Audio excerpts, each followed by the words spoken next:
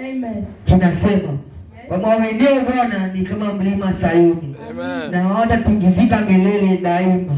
Amen. Kitabu hiki kinakufundisha kwamba tumtegemee Bwana na tukue na imani ya kutosha. Na tukitoka nyumbani tukija kanisani tunajua tunakuja mwabudu Mungu kwa roho na kweli.